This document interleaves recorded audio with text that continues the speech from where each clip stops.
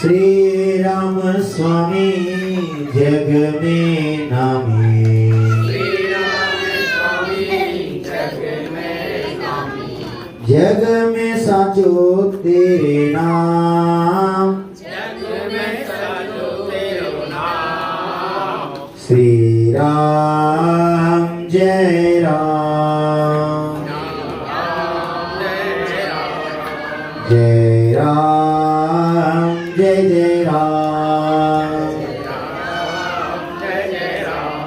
तू ही बनाए तू ही सवारी, तू ही बनाए तू ही सवारी, तू ही बनाए तू ही सवारी, तू ही बनाए तू ही सवारी।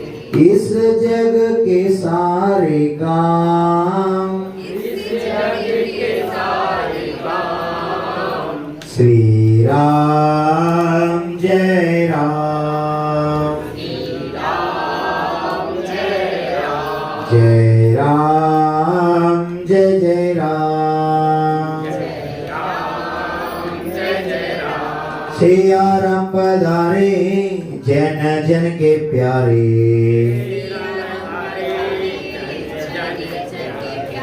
सिया राम पधारे जन जन के प्यारे, अहिंसा का किया पैगाम, श्री राम जय राम, जय राम जय जय राम, दीप जलाओ आरती उतारे, दीप जलाओ आरती उतारे, दीप जलाओ आरती उतारे, दीप जलाओ आरती उतारे। प्रभु का करे आह्वान, प्रभु का करे आह्वान, श्री राम जय राम, जय राम, जय राम जय जय राम, जय जय राम, श्रीधर जय धर्म, जय धर्म दशधर्म, जय लो मर्यादा पुरुषोत्तम तत्व मोक्ष्यामि बलदेव श्री राम भगवान की आचार्य कुलभूषण महाराज जी की जय। सरस्वती नमस्तुभ्यं वरदे कामरूपिणी विद्यारंभं करिष्यामि ज्ञानारंभं करिष्यामि सिद्धिर्भवतु मे सदा बुद्धिर्भवतु मे सदा शांतिर्भवतु मे सदा। जय बोलो देवादिदेव मूल नायक करगुण के बड़े बाबा कोने वाले बड़े बाबा श्री आदिनाथ भगवान की शासन नायक अंतिम तीर्थंकर विश्व प्रभु महावीर भगवान की मर्यादा पुरुषोत्तम तत्व मोक्षामि राम भगवान की विश्वादि चतुर्विंशति तीर्थंकर भगवान की अहिंसा परमो धर्म की आचार्य कुंद कुंद देव की आचार्य प्रवर श्री श्रद्धा गुरु संत शिरोमणि आचार्य गुरुदेव श्री विद्यासागर मुनि महाराज की दीक्षा गुरु आत्मज्ञान समाधि सम्राट परम पूज्य धर्मभूषण मुनि महाराज की अहिंसा में विश्व धर्म की भारतीय संस्कृति की मानवतावाद धर्म की आचार्य गुरु कुलभूषण की जय। विनय बिन विद्या नहीं, विद्या बिन नहीं ज्ञान, विनय बिना विज्ञान नहीं, विद्या बिन नहीं ज्ञान, विद्या बिन नहीं ज्ञान, ज्ञान बिना सुख ना मिले, ज्ञान बिना सुख ना मिले, ताते विनय प्रधान, विनय प्रधान, ताते विनय प्रधान। विनय प्रधान, कल्प वृक्ष से अर्थ क्या, कल्पवृक्ष से अर्थ क्या, कामधेनु भी व्यर्थ, कामधेनु भी व्यर्थ, चिंतामणि को भूल अब, चिंतामणि को भूल अब, सन्मति मिले समर्थ, सन्मति मिले समर्थ। विनय बिन विद्या नहीं, विद्या बिन नहीं ज्ञान, ज्ञान बिना सुख ना मिले, ताते विनय प्रधान। हे भव्य जीवात्माओं, हे भारत राष्ट्र विश्व में ऐसी परंपरा संस्कृति अनादिकाल से अपनाया है और अनंत काल तक रहेगा। इस संस्कृति को श्रवण संस्कृति भी कहा है, आध्यात्म संस्कृति भी कहा है और अहिंसा संस्कृति भी कहा है। जो श्रवण संस्कृति में हम जी रहे हैं, भारत तो विश्व में विख्यात है संस्कार और संस्कृति के लिए। जब रविन्द्रनाथ टैगोर जी ने चाइना गए थे, चीना देश में चीनी जो प्रजा है वो सब लोग आके उनको चरण छू के प्रणाम करने लगे। उस समय रविन्द्रनाथ टैगोर जी बोलते हैं, मैं तो एक भारत का सामान्य प्रजा हूं, मैं तो संत नहीं है, मैं तो सन्यासी नहीं, महात्मा भी नहीं है, मुझको इतने क्यों आप आदर विनय से प्रणाम कर रहे हैं। ऐसे पूछने के बाद वो चीनी प्रजा बोलते हैं, क्या बोलते हैं, देखो भारत को निवासी, हम भारत में रहकर भी हमारा संस्कृति को हम भूल रहे हैं, हमारा धर्म को हम भूल रहे हैं। चीनी प्रजा ने कहा, हे टैगोर जी, हम भारत के हर प्रजा को, हर नागरिक को संत की दर्जा देते, हम संत मानते हैं। ऐसे क्यों मानते थे? सुनो, एक बार ऐसे घटना घटित हुई।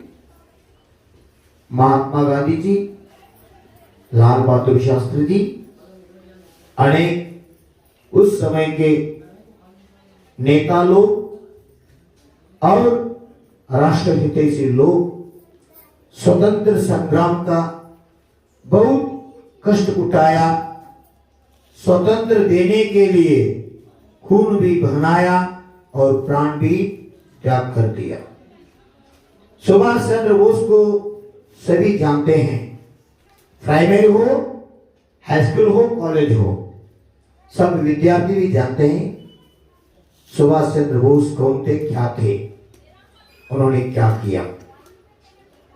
सुभाष चंद्र बोस भारत में क्रांति क्या है।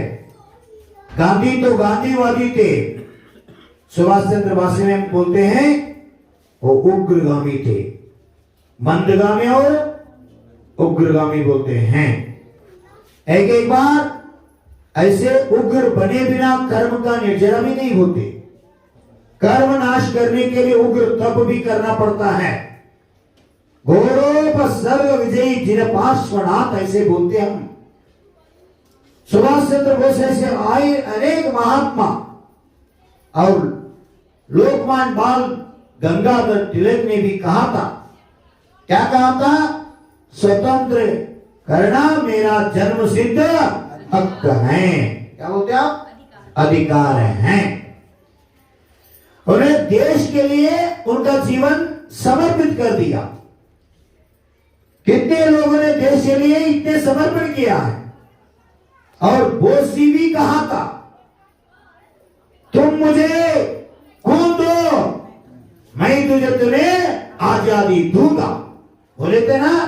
अब के नेता लोग बोल रहे हैं, आप मुझे वोट दो, मैं तुम्हें नोट दूंगा। क्या चल रहे हैं भारत में? बोलते हैं हम भारतीय, बोलते हैं राम भक्त, बोलते हैं राम अनुयायी, बोलते हैं मुंह में तो राम है, बगल में चोरी है। ये राम भक्त कभी नहीं हो सकता। जो राम भक्त होगा वो देश के लिए देह भी त्याग करने के लिए तैयार होगा। भारत महान है, भारत अद्वितीय है, भारत विश्व के लिए आदर्श है। भारत तो मां है, भारत तो पिता है, भारत तो विश्व गुरु है। भारत जैसे राष्ट्र इस दुनिया में कोई नहीं है। इसीलिए हम भी संकल्प करना चाहिए, देश के लिए अगर हमको देह को त्याग करना पड़े तो पहला आगे मैं रहूंगा। ऐसे बोलने वाले कितने लोग हैं? हाथ उठा के तो बताओ। देश के लिए मैं प्राण बिचावर करने के लिए भी तैयार हूं। नहीं आप देश पर आपको कुछ भी अभिमान नहीं है, स्वाभिमान नहीं है। पहला देश है तो हम हैं, देश है तो धर्म है, देश नहीं तो दुनिया में सब कुछ नहीं। देखो हम इधर प्रवचन बोल रहे हैं, आप गुरु का वाणी सुन रहे हैं, उधर सैनिक लोग मां भारत माता की रक्षा कर रहे हैं। वो बेचारा गर्मी हो, सर्दी हो, बरसात हो, तीनों कालों में और मां भारत की माता की रक्षा करते रहते हैं। वो उधर प्रोटेक्शन दे रहे हैं, हम इधर धर्म का प्रचार कर रहे हैं, धर्म आप सुन रहे हैं। वो बेचारा नहीं तो सब कुछ गड़बड़ हो जाएगा। हम कन्नड़ में बोलते हैं, हम स्वयं चिंतन करके लिखा हूं। कन्नड़ में क्या लिखा है भाई? देह के रक्षण के लिए चमड़ी की आवश्यकता है। सुन रहे ना? देह की प्रोटेक्शन के लिए, रक्षा के लिए चमड़ी की आवश्यकता है। अगर हमके देह के ऊपर चमड़ी न हो तो क्या होता था बेटा? कुत्ते पीछे भागते थे। क्यों? आपको खाने के लिए। हाँ, जो आप दर्पण में देखकर मुखड़ा हमें इतने अच्छे हो, इतने सुंदर हो, जो देख रहे हैं, ये रूप तो नश्वर है, रूप तो शरीर का होता है, आत्मा तो अरूपी है। अरूपी आत्मा को दर्शन करने के लिए एक चर्म चक्षु की आवश्यकता नहीं, और ज्ञान चक्षु से आत्मा को हम जान सकते हैं। देखो, शरीर के लिए, रक्षण के लिए, प्रोडक्शन क्या चाहिए? क्या चाहिए? चमड़ी। अगर चमड़ी ना हो तो देह का रक्षण नहीं हो सकता। देह के लिए चमड़ी की कितनी आवश्यकता है, ऐसे देश के लिए जवान की आवश्यकता है। अगर जवान नहीं है तो कुछ नहीं है बेवानों। एक बार उनके दोनों हाथ ऊपर करके ताली बजाओ जवानों के लिए। जय बोलो भारत माता की, भारत माता की। इतना ही आवाज है आपका? जय जय। ऐसे क्यों कर रहे बेटा? जोरदार हाथ उठा के जय हो बोलो। भारत माता की।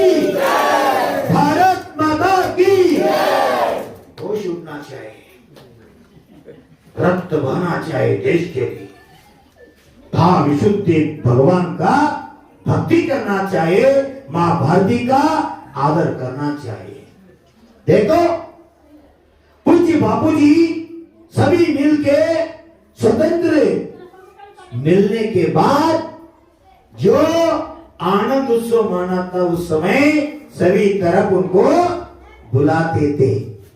वो अकेला नहीं, जो जो भारत स्वतंत्र संग्राम में जो सहभागी थे उसको लेकर वो उस कार्यक्रम में जाते थे।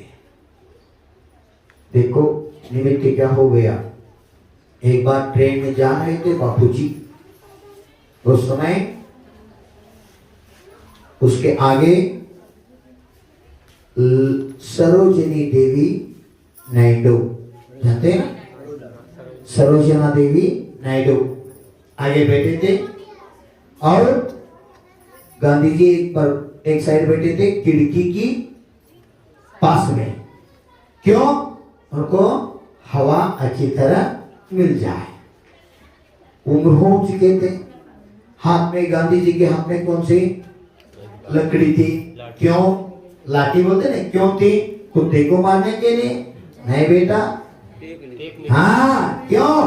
अगर हाथ में लाठी के साय से हम सहारा लिया तो और दो गांव ज्यादा घूम के देश का कल्याण कर सको, उद्धार कर सको, ये भाव से लकड़ी लिए थे, जिसको मारने के लिए, डांटने के लिए नहीं, सहारा। अगर काटी के बिना चल पड़े, गिर गया तो 2-3 रेस्ट लेना पड़ते हैं, डॉक्टर की इलाज करना पड़ता है। ऐसे न हो और 2 दिन ज्यादा देश माँ भारती की सेवा करने मिले, हे भाव से लाठी लिए थे। देखो ट्रेन के डिब्बे में बैठे हैं और उस डिब्बे में 4 बच्चे थे। सुनो, हमारा संस्कृति जो है, आप मुझ तो बहुत मान रहे हैं, गुरुजी तो आपको प्यारे लगने लगे हैं, अतुल है ना, माँ बाप से भी ज्यादा प्यारे लगने लगे हैं। क्यों? माँ बाप तो हमको जन्म देते हैं, स्वर्ग से धरती पर हमको लाते हैं, फिर भी गुरु ये धरती पर जो आदमी को, इंसान को भगवान बनाता है, माँ बाप से बड़ा गुरु होता है। अगर गुरु की कृपा शिष्य पर भक्त पर पड़े तो शिष्य का कल्याण हो जाता है। माँ बाप तो कल्याण करता है, कौन सी डुम करता है, शादी करके संसार में परिभ्रमण के निमित्त होते हैं। गुरुदेव ने इस संसार से मुक्त होने का उपाय बताते हैं। देखो कौन? सरोजिनी देवी नायडू और कुछ बापूजी सब मिलके किधर जा रहे थे? फंक्शन था, क्या बोलते, कार्यक्रम। हाँ, एक स्वतंत्र के जो आनंद उत्सव था वो मनाने के सभी लोग उनको बुलाते थे। वो जा रहे हैं, बेचारा उस डब्बे में 4 बच्चे थे, नौजवान, क्या बोलते, युवक, नौजवान युवक उस डब्बे में थे। वो मावा तंबाकू खाने वाले थे। इसलिए कन्नड़ में मैं कहता हूँ, क्या कहता हूँ? गुटका तिन्नो मुक्कू मन्नो मानिक चंद हेना चंद। गुटका तिन्नो मुक्कू मन्नो मानिक चंद हेना चंद। आपको नहीं समझ रहे हैं, ये कन्नड़ है। गुटका तिन्नो मुक्कू मन्नो, जो गुटका खाएगा, मुक्कू मन्नो मीन्स मन मुक्का, मिट्टी को खाएगा, अभक्ष खाएगा और सुअर बन जाएगा आपके भाषा में। हाँ, मानिक चंद हेना चंद, जो मानिक चंद खाते हैं वो शीघ्र मर जाते हैं। समझ रहे? देखो 4 बच्चे थे, क्या खाते थे वो? गुटखा तंबाकू खाते थे। वो डब्बे में मस्त मौज मस्ती कर रहे थे, बोलते ना आपके भाषा में, घमंडी से। क्या हो गया? उस समय उन्होंने खाते खाते खिड़की से क्या करने लगे? थूकने लगे। थूकने के बाद वो गुटखा का जो खाए हुए रहते हैं वो बापूजी के दुपट्टे पर उठने लगे। सरोजनी देव देख लिया और उठ के बच्चों को ये क्या कर रहे से बोलने के उठ रहे थे। उस समय गांधी जी ने क्या कहा, कुछ मत कहो, कुछ मत बोलो, उसको फिर बैठने के लिए बताया। और 2-3 बार ऐसे हुआ, इतने गंदे हो गए। उस समय क्या कर दिया, इसने गुस्सा आ गए वो न्यायालय को, सरोजनी देवी को, उठ के उनके छाती पर हाथ पकड़ने के प्रयास किया। उस समय पूज्य बापूजी ने खड़े होकर उसका हाथ पकड़ा और बिठाया।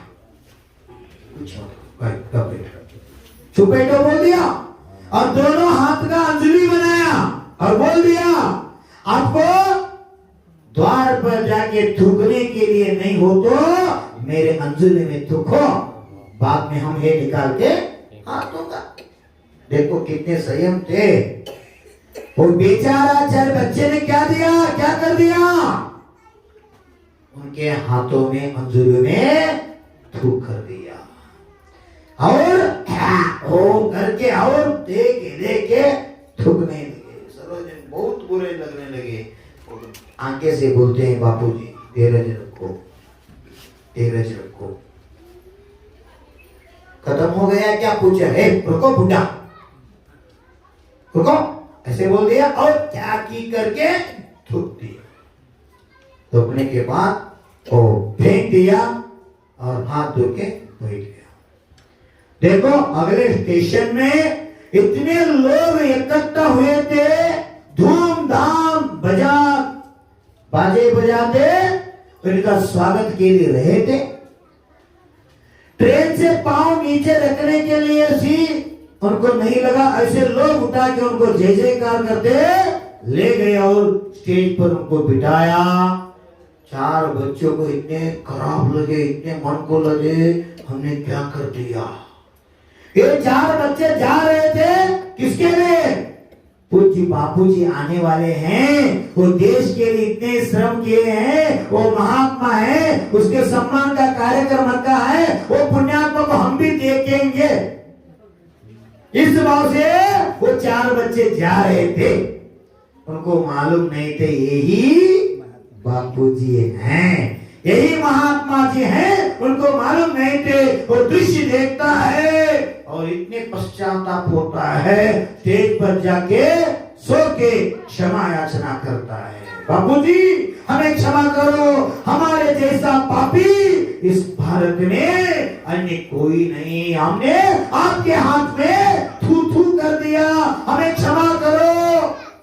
ऐसे बोलने के बाद बापूजी कहते हैं, महात्मा जी बोलते हैं, बच्चों इतने आपको पश्चाताप हो रहा है, इसका इलाज क्या है, इसका राज कारण क्या है। तो बोलते हैं, बापूजी आप ही महात्मा हैं, हमको मालूम नहीं थे, इसीलिए हम ऐसे पाप कर दिए। आप ही किए ना, खरगोन वाले क्या कर दिया, खोने वाले बाबा के ऊपर सब कुछ किया। मैं पकड़ता हूँ, उधर जाके इधर आता हूँ। आपको मन परिवर्तन करने के लिए, दिल परिवर्तन करने के लिए, जिसका दिल में परिवर्तन आ जाएगा उसके दिल में भगवान बैठ जाएगा। हर एक के दिल में गुरु रहता ही रहता है। जो आस्तिक हैं, जो मुमुक्षु हैं, जो भव्य हैं, जो करा भारतीय हैं, उसके हृदय में गुरु रहता ही रहता है। जो गुरु के हृदय में रहता है वो बड़ा भाग्यशाली हुआ करता है। हमें तो गुरु के हृदय में नहीं, उनके पावन चरणों में थोड़ी जगह मिले तो हमको भाग्यशाली बनना चाहिए। यही भारत का संस्कृति है। देखो पूज्य बापू जी ने पूछा, क्यों बेटा इतने पश्चाताप हो रहे, इतने रो रहे, वो भी इतने बड़ा पंडाल में स्टेज में आकर सिर साष्टांग नमस्कार करके आप पश्चाताप कर रहे हैं, इसका राज क्या है। प्रभु क्षमा करो, आप ही महात्मा है, हमें मालूम नहीं थे, इसलिए आपके हाथों में हम तू कर दिया, हमें माफ करो महात्मा जी, हमें क्षमा करो। उस समय बापूजी बोलते, क्या बोलते हैं, बेटा मैं तो क्षमा करता हूं, मेरा धर्म है, फिर भी आप संकल्प लेना पड़ेगा। आप संकल्प लिया तो मैं आपको क्षमा करता हूं, आप नहीं लिया तो भी मैं क्षमा करना ही मेरा धर्म है। देखो साधु का धर्म क्या होता है। महात्मा तो कपड़े नहीं निकले, निकाला करते, भगवा डाले थे, वो भगवा भी नहीं डाला और अंग के ऊपर का कपड़ा भी नहीं निकाला, फिर भी वो महात्मा हो गए। ऐसे एक ही हुए हैं भारत में। विवेकानंद तो भगवा डाले थे, वो संत हुए थे। महात्मा बापूजी संत नहीं बने, फिर भी सबके मुंह में जब थे उस समय भी महात्मा जी रहे, और सूर्य चंद्र धरती पर जब तक रहेगा तब तक महात्मा ही रहेगा। उनका नाम तो हम सब भूल गए हैं। कोई बोलते हैं मोहनदास, कोई बोलते हैं, कोई नहीं बोलते, मोहनदास को भूल गए, महात्मा को सबके दिमाग में रह गए। महात्मा गांधी सहज हमारे मुख से निकलते हैं। क्या रात अभी चिंतन किया कभी?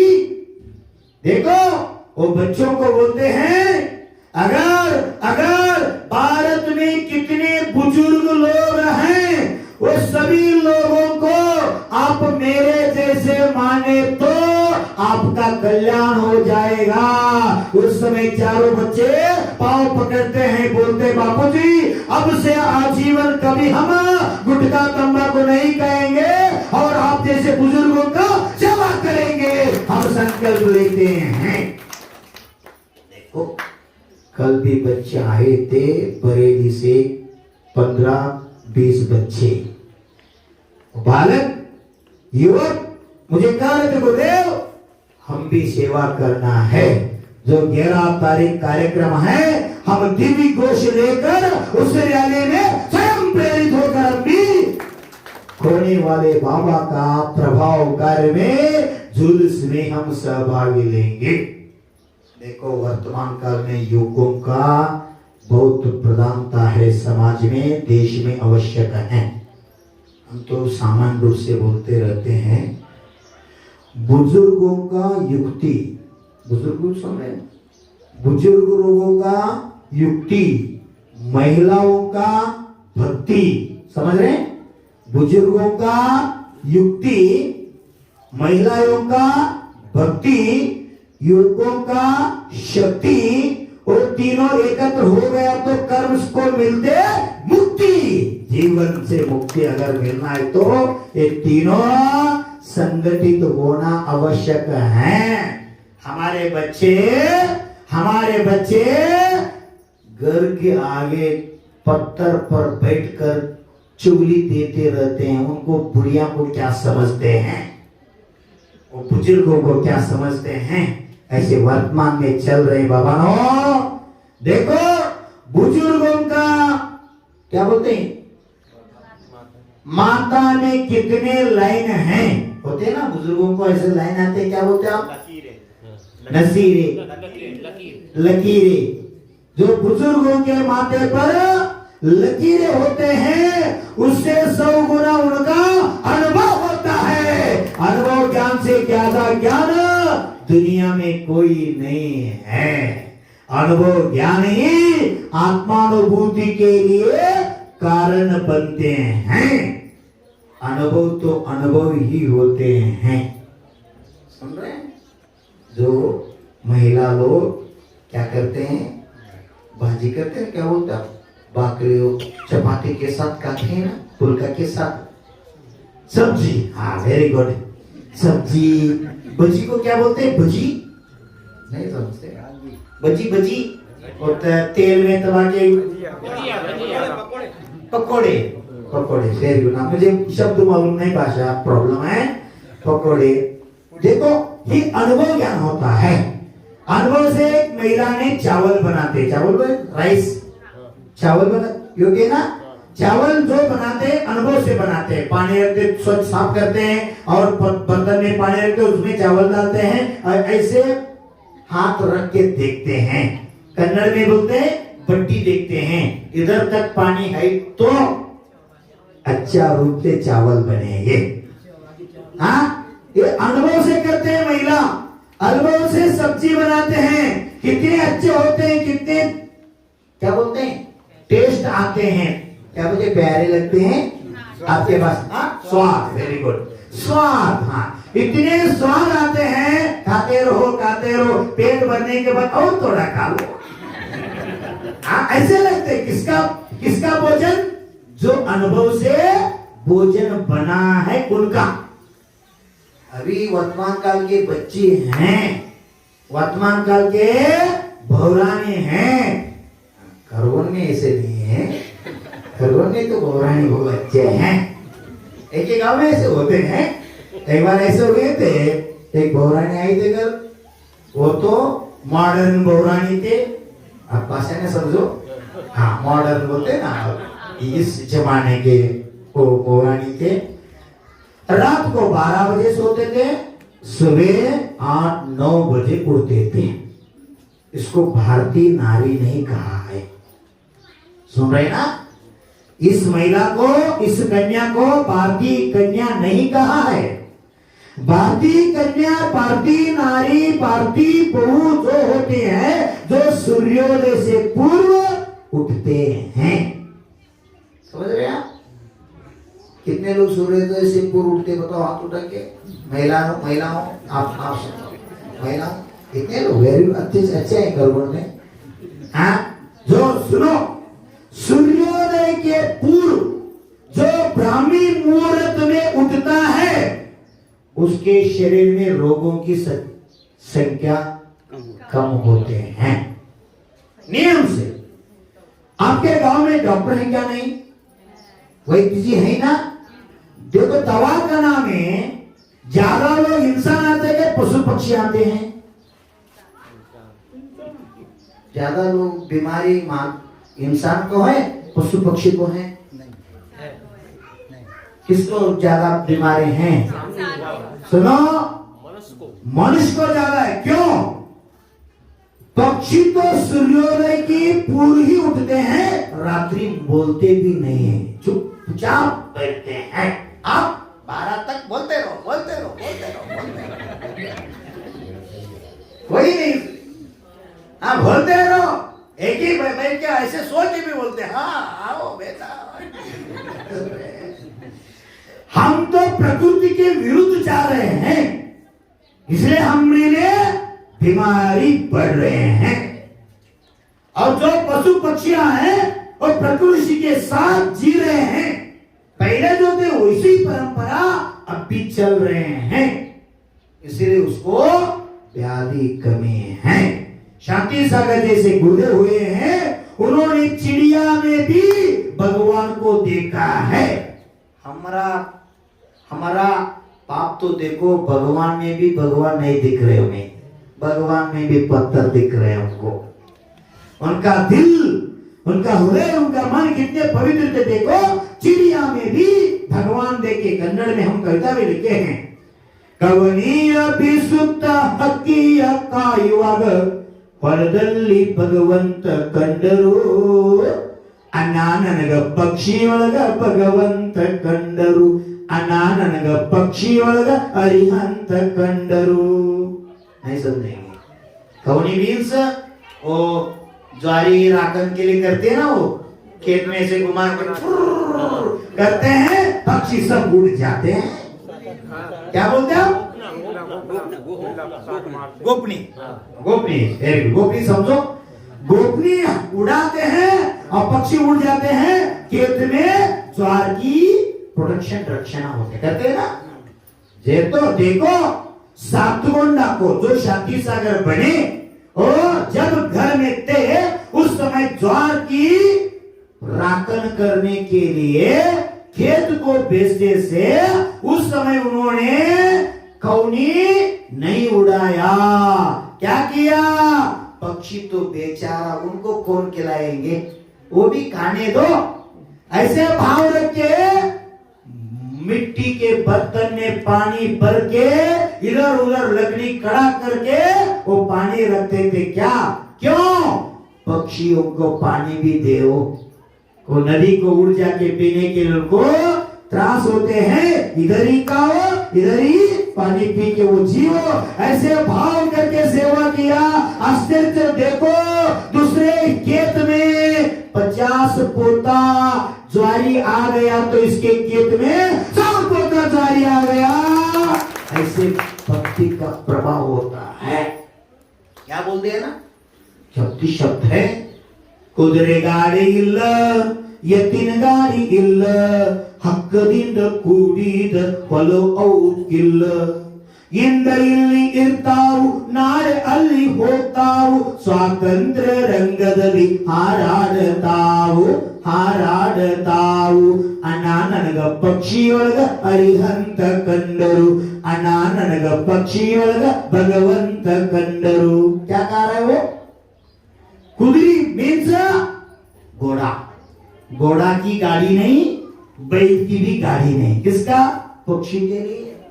देखो, उनका नाम से जमीन भी नहीं, आज इधर रहते हैं कल उधर रहते हैं, और स्वातंत्र्य और इस आकाश में उड़ते रहते हैं।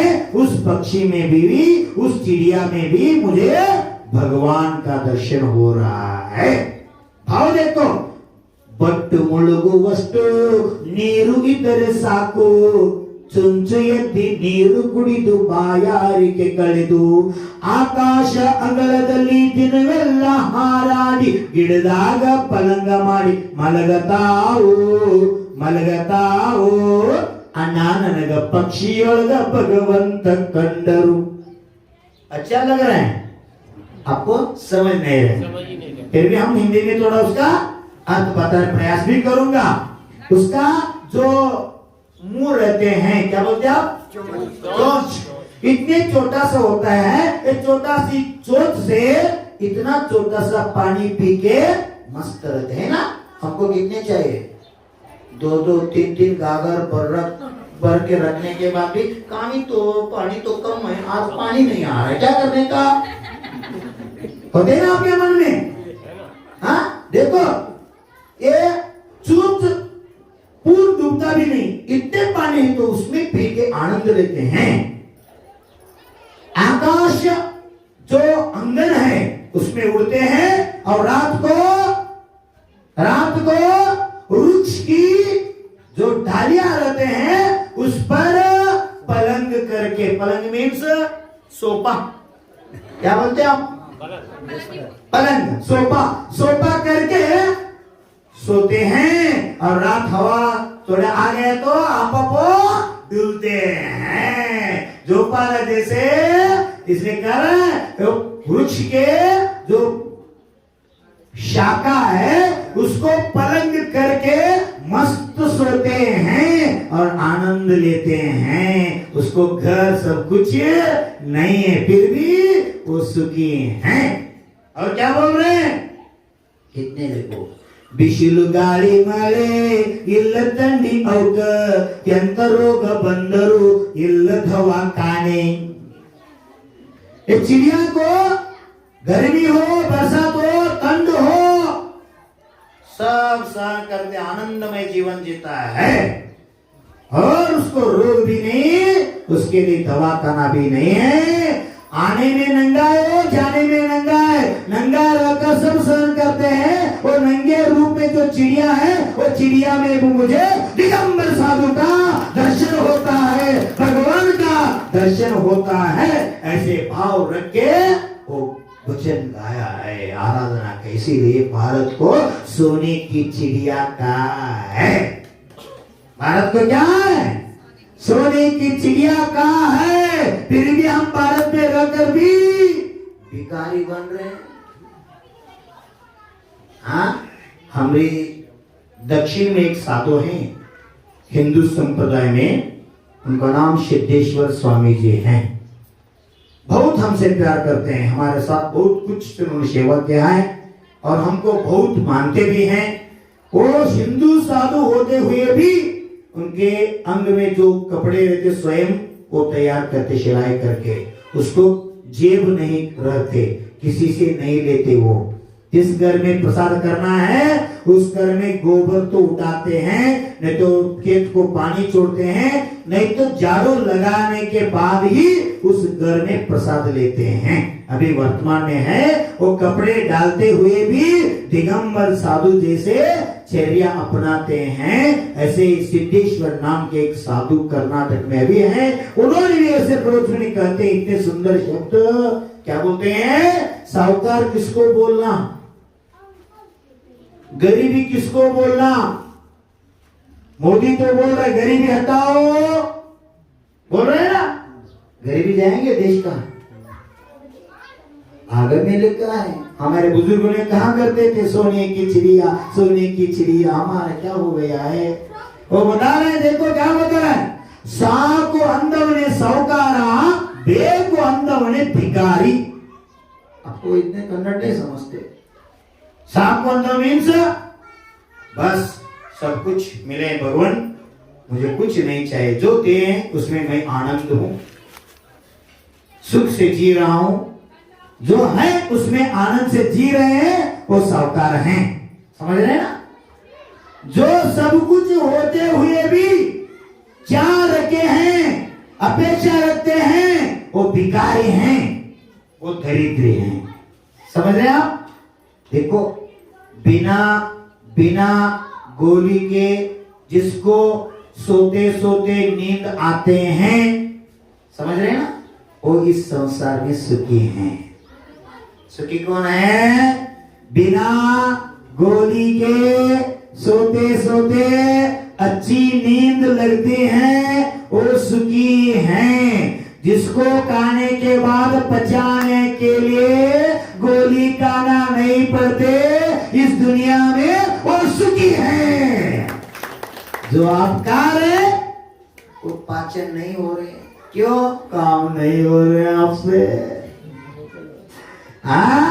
काम करो धाम मिलेगा, उनसे राम मोक्ष राम ने भी काम किया है, काम करते रहो।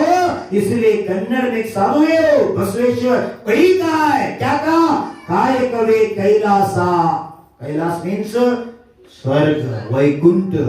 अगर स्वर्ग चाहते तो, अगर वैकुंठ चाहते तो, अगर कैलाश को आप जाना चाहते तो कर्म करते रहो, पुरुषार्थ करते रहो। बिना पुरुषार्थ के आपको सुख नहीं मिलेगा। अगर जीवन में सुख चाहते तो पुरुषार्थ करो, धर्म पुरुषार्थ से ही आप धर्मात्मा बनते हैं। इसीलिए मैं बता रहा हूं, जो महात्मा जी बने बिना कपड़े न काले और आदि भी नहीं डाले, महात्मा बन गए कैसे। आप सुना है महात्मा गांधी जी जब माँ पुतली बाई के घर में थे, उन्होंने भी जैन साधु का प्रवचन सुना था।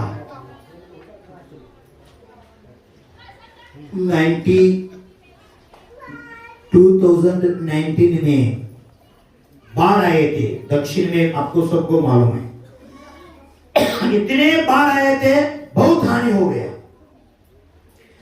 100 साल इतिहास में इतना वर्षा कभी नहीं बरसे, इतने बड़ा बाढ़ कभी नहीं आया। ऐसे बाढ़ आए थे और लोग इतने माम त्राही त्राही त्राही कर रहे थे।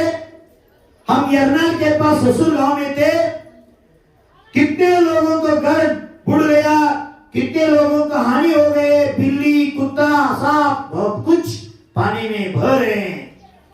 और भैंस गाय को न आने पड़ा उधर ही, वो तड़पड़ के कितने पशु मर गए।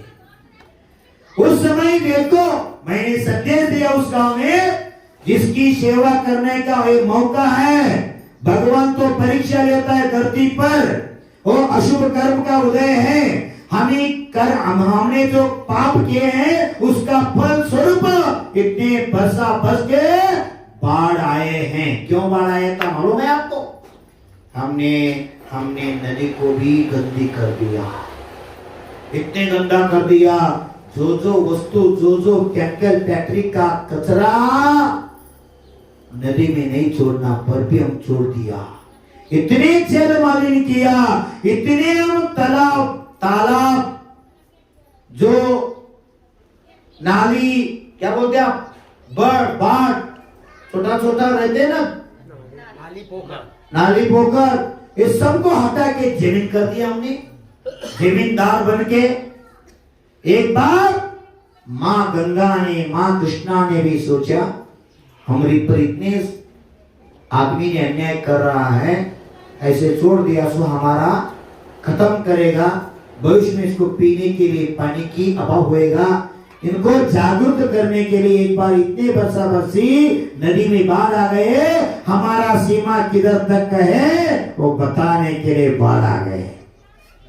फिर भी आदमी जागरूक नहीं हुआ, इतने रो रहे, इतने त्राही त्राही हो रहे, और भक्त आके पूछा बुद्धि क्या करने का। जो बाढ़ में गांव घर नहीं गए वो लोग, एक घर में 10 लोग है तो एक व्यक्ति के 10 रोटी, ऐसे 10 लोगों को 100 रोटी दान करना, एकत्र करके कमेटी से बता के किधर बाहर आ गए थे लोग, अनाथ होकर आश्रय से गवर्नमेंट स्कूल में, हॉस्पिटल में, किधर किधर वृक्ष के छांव में रह रहे थे, उसको दान करने के लिए प्रेरणा दे। सब बच्चे इकट्ठा होके प्रेरणा में लग रहे काम में, इतने प्रभाव हो गया।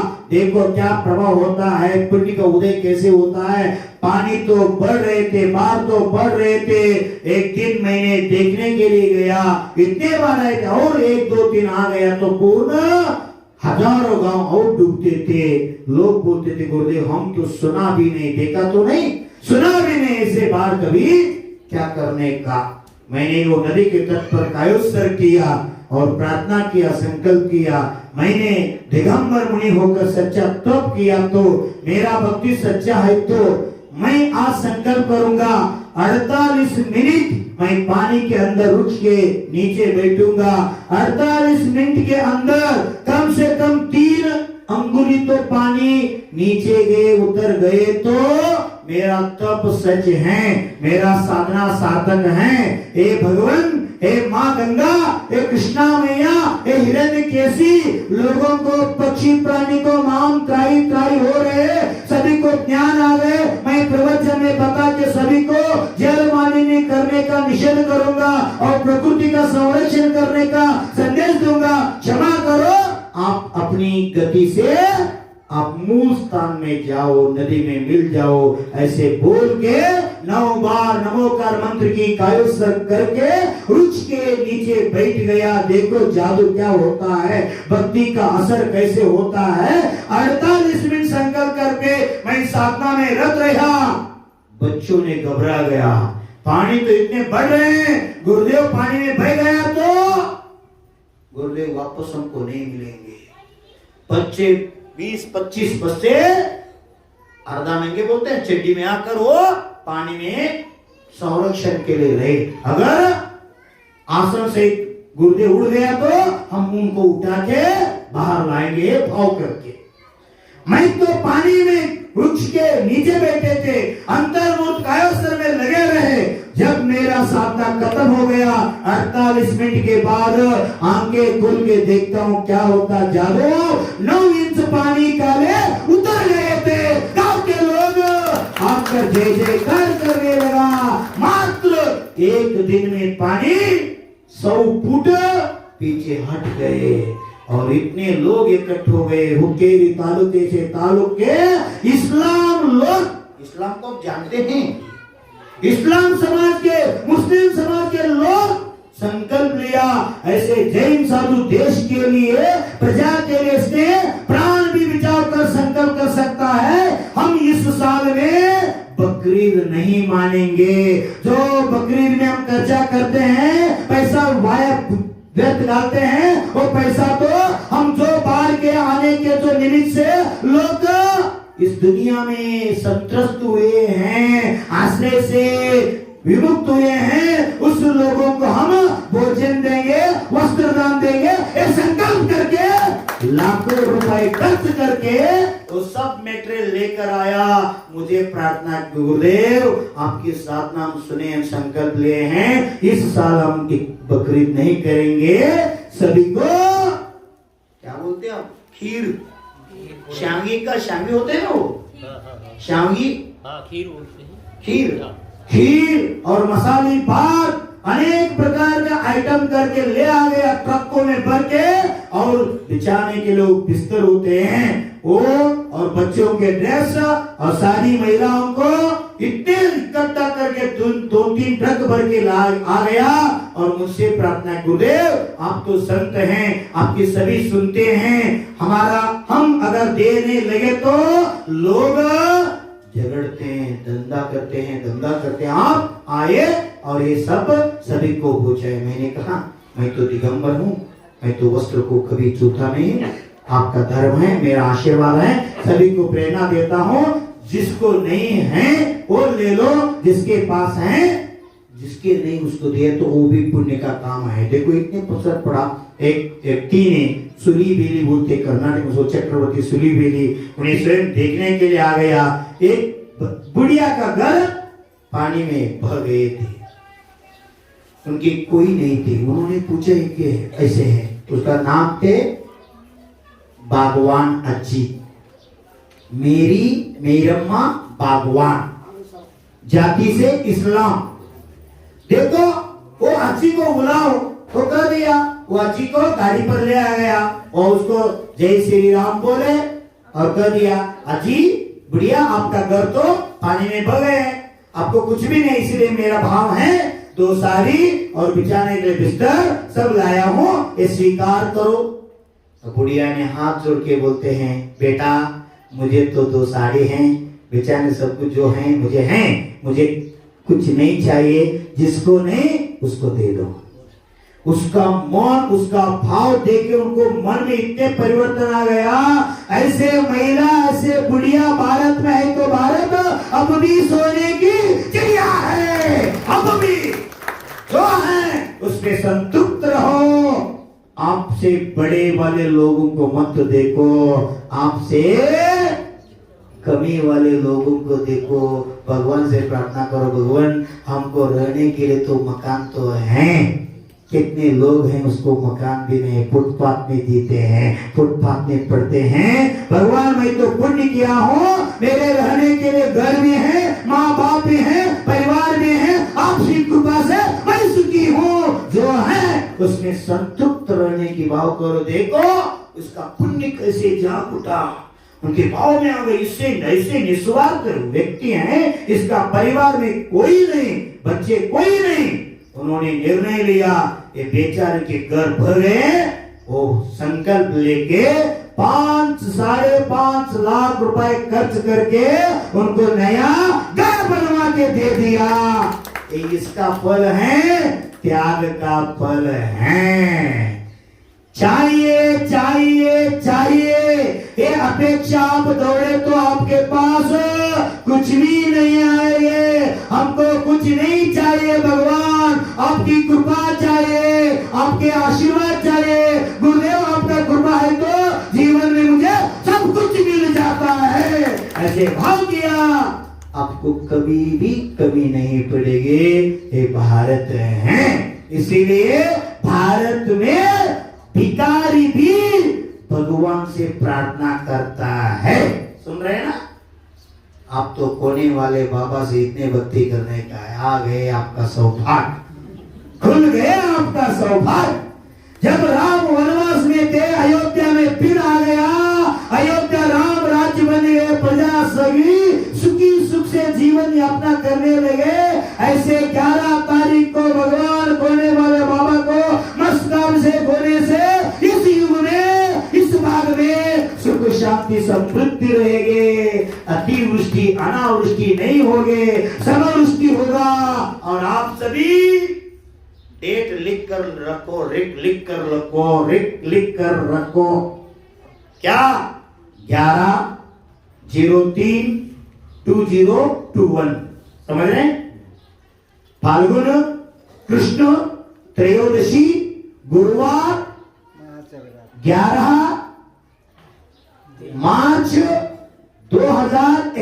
बरोबर हिंदी थोड़ा थोड़ा आने लगे, प्रयास कर रहा हूं। उस दिन का डेट आप डायरी में लिख लो और हर दिन कोने वाले बाबा का कम से कम 108 बार एक माला जाप करते रहो। 3 साल में आप दरिद्री नहीं सुकुमार हो जाएंगे और श्रीमंत भी हो जाएंगे, मन से, धन से और तन से, तीनों से। मन भी इतना विशाल हो जाएगा, शरीर भी निरोगी हो जाएगा, धन तो आपके पास दासी होकर पड़ेंगे, लक्ष्मी आपके पीछे दौड़ने लगे। क्यों? लक्ष्मी किधर रहते हैं मालूम है आपको? लक्ष्मी किसकी सेवा करते हैं मालूम है आपको? देखो आगे में ऐसे कहा है, आचार्य भगवान विद्यासागर जी ने भी कहा है, जिनेंद्र भक्त कभी दरिद्री नहीं, दरिद्र है तो वो जिनेंद्र भक्त नहीं। कोने वाले बाबा का भक्त कभी दरिद्री नहीं, दरिद्र है तो वो कोने वाले बाबा का भक्त नहीं। कोना वाले बाबा का भक्त बन के देखो, आपके जीवन में सब कुछ मिल जाएगा। देखो भिखारी भी, सुना, भिखारी भी प्रार्थना करता, मैं तो संत हूं, मैं क्यों नहीं प्रार्थना करता हूं, मैं तो भावना कर रहा हूं। होने वाले बाबा आप त्रिलोकीनाथ होकर भी अनाथ होकर पड़े थे, महात्मा गांधी है वो मालूम नहीं थे, वो बच्चों ने करके सब कुछ किया था। बापूजी ने सब कुछ सहन किया, हाथों में ले लिया और फेंक के साफ करके बैठ गए। देखो वही महात्मा होता है। भगवान तो आपको कुछ नहीं बोला, कोना वाले बाबा आपको सब कुछ किया, उन्होंने कुछ नहीं बोला। उनको मालूम थे एक समय आएगा, एक घड़ी आएगा, दक्षिण से एक आचार्य भगवान आएगा, मेरा तो उद्धार करके, जीर्णोद्धार करके विश्व प्रभु बनेगा, अनाथ को नाथ बनाएगा। उस समय करवन वाले भक्तों ने पश्चाताप से हमने अब तक गलती किए, अब तक बहुत अज्ञान से सब कुछ किए, अब से हम भगवान को भगवान मानकर उनकी भक्ति आराधना करेंगे। इस मौका नहीं, अनंत मौका पाप प्रचार करके हम परमात्मा बने का संकल्प लेंगे। यही धर्म का सार है। सोच रहे हैं? भिखारी भी भारत में प्रार्थना करता है प्रभु से। क्या प्रार्थना करता है मालूम है आपको?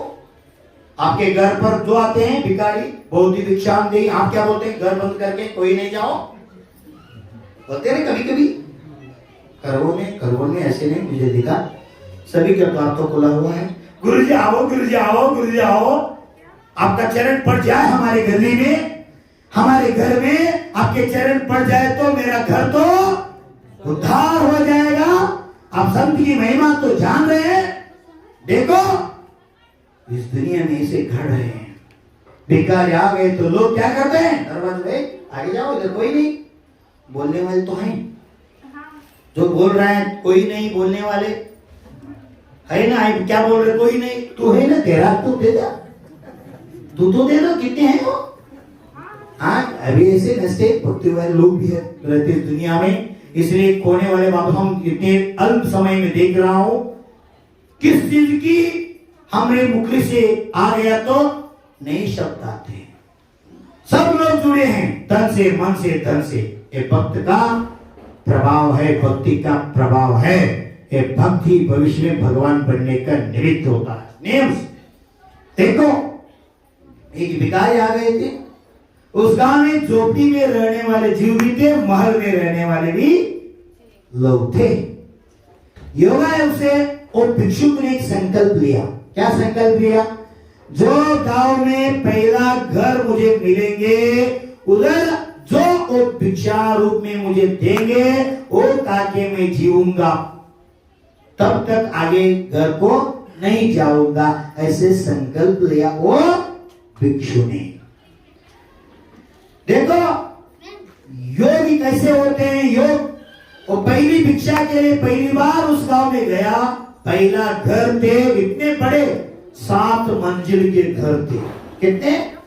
7 मंजिल के घर थे और घर का बाहर एक बड़ा सा कुत्ता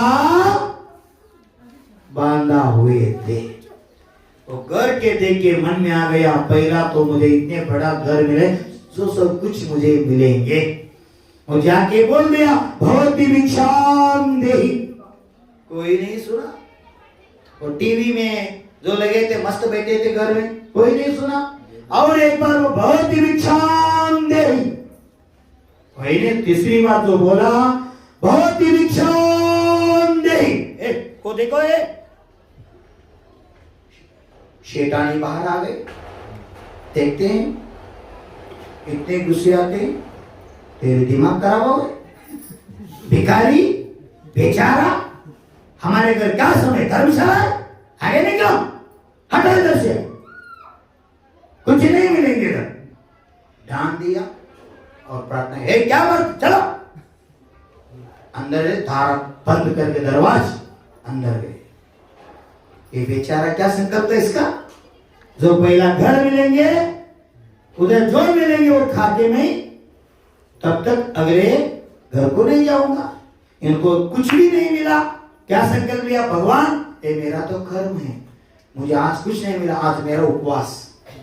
संकल्प करके वो गांव के जो गुड़िया क्या बोलते देवालय थे मंदिर में रहने लगे। दूसरे दिन अगला दिन उन्हें तैयार होकर सुबह और उसके जो कर्म नित्य कर्म बोलते हैं भिक्षा याचना करके जीवन जीने का गए। और बोले एक बार 2 बार 3 और आ गए। इतने गुस्से में, कल ही तुझे बताया थे ना भाई, क्यों आ गए इधर, हम नहीं जाएंगे।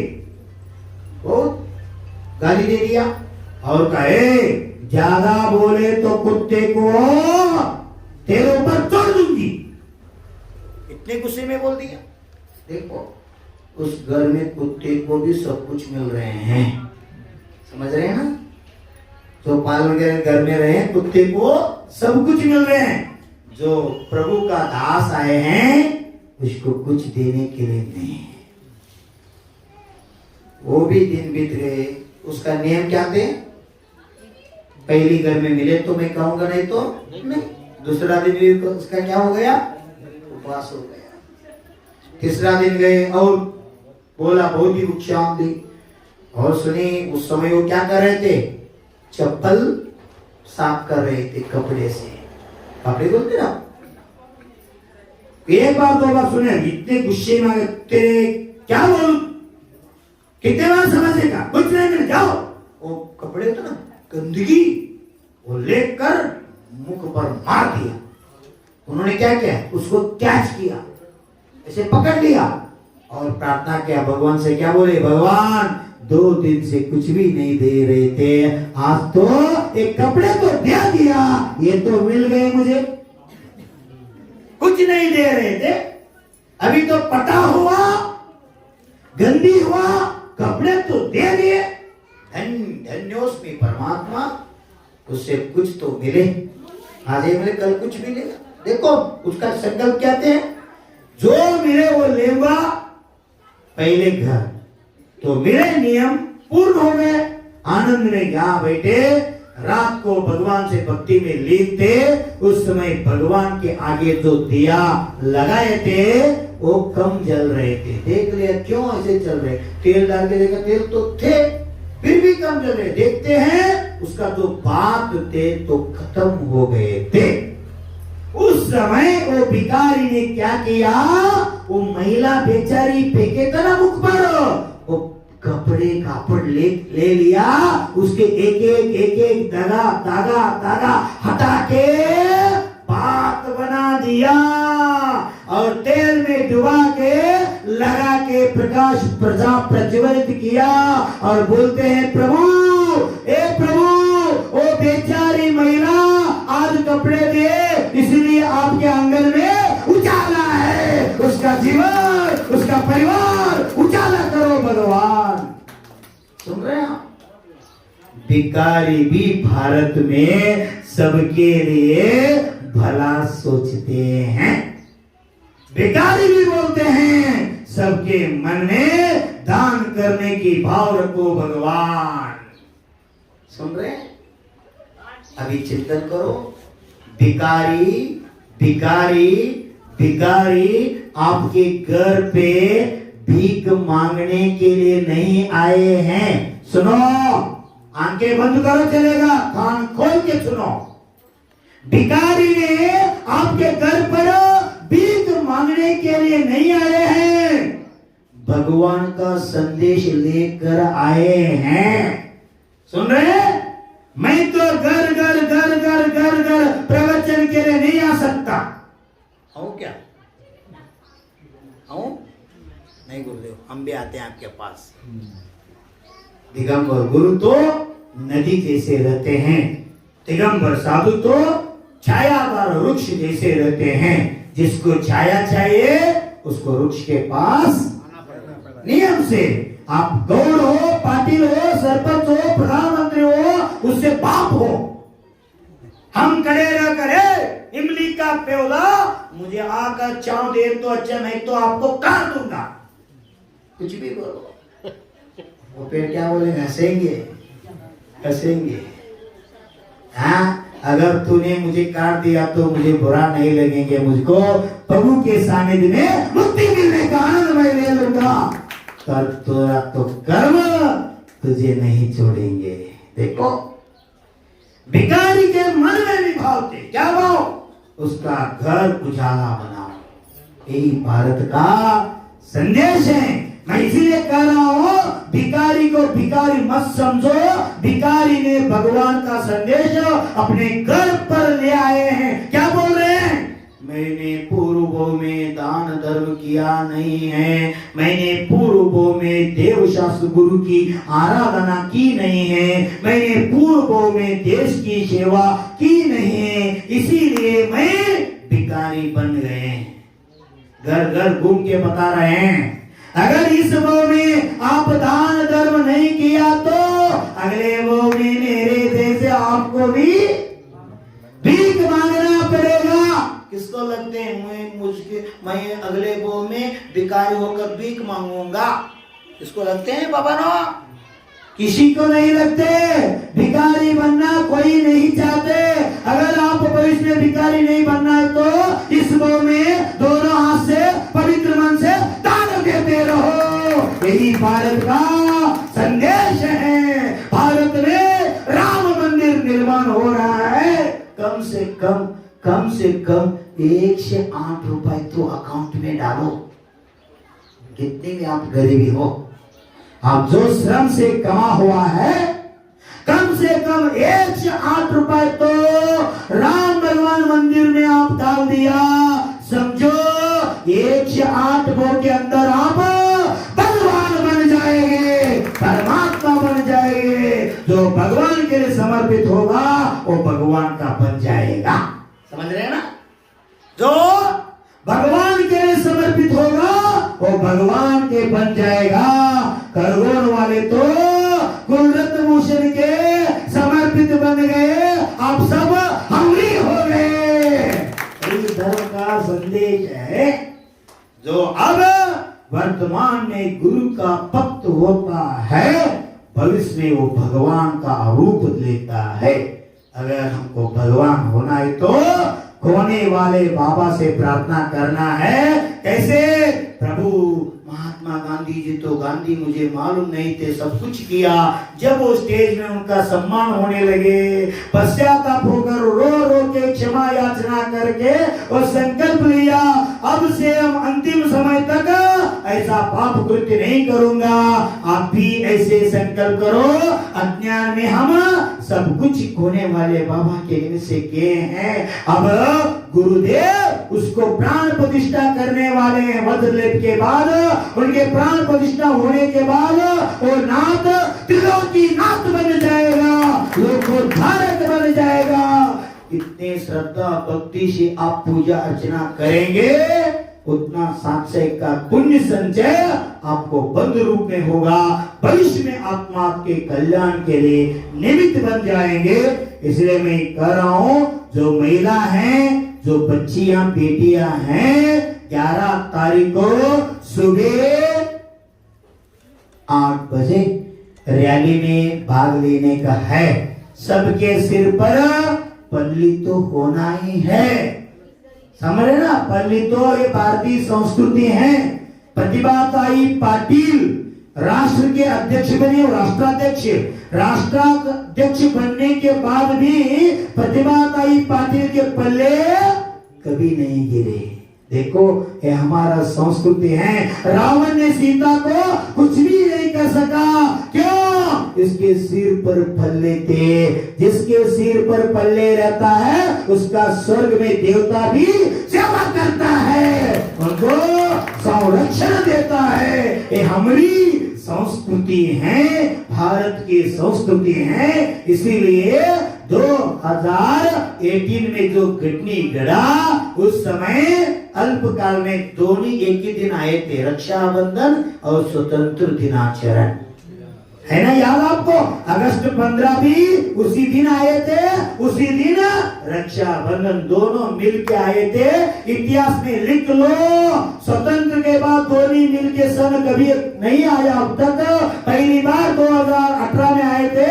उस दिन भारत में ऐसे पवित्र एक कार्य हुआ। क्या हुआ? जम्मू कश्मीर में तिरंगा ध्वजा फहराने लगे, मां भारती के माटी पर क्या डाल दिया? पल्ले डाल दिया बाबा लो माँ के ऊपर। ये हमारा संस्कृति है। ऐसे 11 तारीख को सब हर एक के गली में, घर में केसरिया ध्वज लहराएंगे। सभी के पुरुष बच्चों युवकों का हाथ ध्वज और महिला बच्ची के सिर पर मंगल कलश लेकर गांव के प्रमुख वीधि में जुलूस करना है। आनंद के साथ धूमधाम से मंगल कुंभ मेरून करके चतुर्थ कालवर्ती जो आदिनाथ भगवान का कोने वाले बाबा का प्राचीन प्रतिमा है, पंचम काल में प्रथम बार महामस्तकाभिषेक होने वाले हैं। आपके गांव का परम सौभाग्य आ चुका है। आपका गांव के शान है कोने वाले बाबा। उसकी आराधना का जो अच्छी ढंग से प्यार से सुंदर मंगल कलश बना के लाएंगे, उसका स्वयं मैं नंबर निकालूंगा 1 2 3, उनको इनाम भी दिए जाएगा। समझ रहे हैं ना? घर में 2-3 दिन बाकी हैं। महिला तो लगन में, शादी में सब कुछ बच्चियां करते हैं। सुर्गी बोलते हो कन्नड़ में, आप क्या बोलते मुझे मालूम नहीं है। हाँ, शादी के उपरा तो करते हैं, पर एक बार प्रभु के उपलक्ष्य में करो, साथ से पुण्य हो जाएगा। जो करेंगे नेम से, आम का पत्ती नहीं डालेगा, फूल वगैरह सजीव नहीं डालेगा।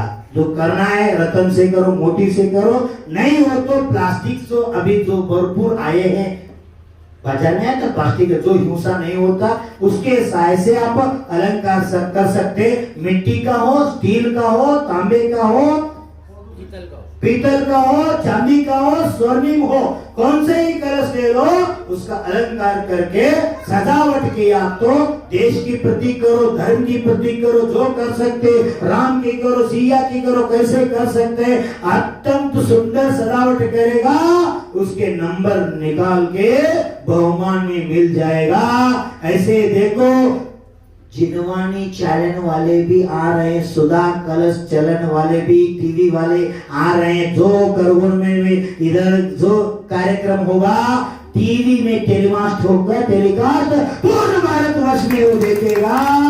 ऐसे करगुन गांव में होने वाले बाबा का पंचम काल में प्रथम मस्तकाभिषेक पर ऐसा जुलसा निकाल रहे हैं। मंगल वार्ता सभी के लिए जाना, इसीलिए सभी के लिए मैंने आदेश दिया है, सफेद वस्त्र को प्रधानता देना है। जिसके पास सफेद वस्त्र नहीं है वो पीला वाला डाल सकते हैं, जिसके पीला वाला भी नहीं है वो केसरी वाला ड्रेस, वो साड़ी हो ड्रेस वो डाल सकते हैं। वो 3 रंग के जोड़े, तीसरा रंग को परमिशन नहीं है। पीत पद्म शुक्ल शुभ दिशा का प्रतीक है। आपको भविष्य उज्जवल हो जाए, ये मंगल भावना से संकल्प है। सभी इस कार्यक्रम में सहभागी होकर साथ से पुण्य कमाकर भविष्य में हमारे से आदि आगे आप सिद्ध बने, मोक्ष सुख प्राप्त करें मंगल भावना के साथ। जय आयुषा में विश्व धर्म की, भारतीय संस्कृति की, भारत माता की। देखिए अभी सभी लोग तुम्हारा दोनों हाथ उठा के जय हो बोलने का, हाथ है ना सभी का, दोनों हाथ उठा के जय हो, भारत माता